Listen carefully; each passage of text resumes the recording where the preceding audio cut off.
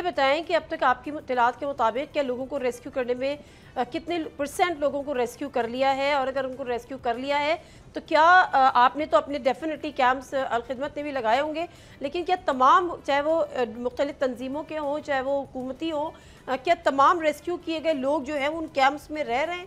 इतने सफिशिएंट हैं कैंप्स?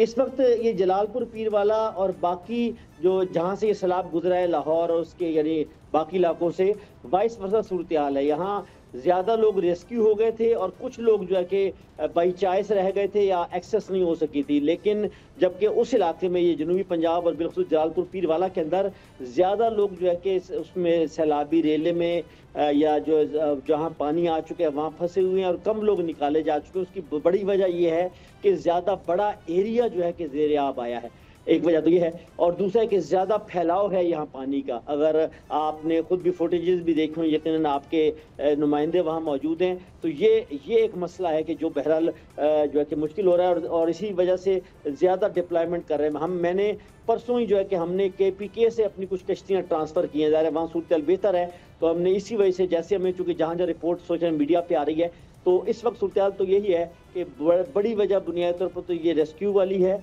और इस वक्त मिलजुल कर जो है कि मेरा ख्याल अब सब लोग यही कोशिश कर रहे हैं कि लोगों को जितना बचाया जा सके। यही वजह है कि आमतौर पे हम देखते थे कि सूरज डूबने के बाद या अंधेरे में ऑपरेशन नहीं होता था, लेकिन ये जो कुछ वाकयात हुए हैं ये उस सूरत में हुए हैं कि लोग अपनी जान बचाने के लिए भी या कुछ मदद करने वाले भी जब रात के अंधेरे में जब इस तरह लेकर आते हैं तो उनको अंदाज़ा नहीं होता, जिसकी वजह से कश्तियाँ डूबने के वाकयात हुए। सब्सक्राइब करें और बेल दबाएं ताकि कोई खबर रह न जाए।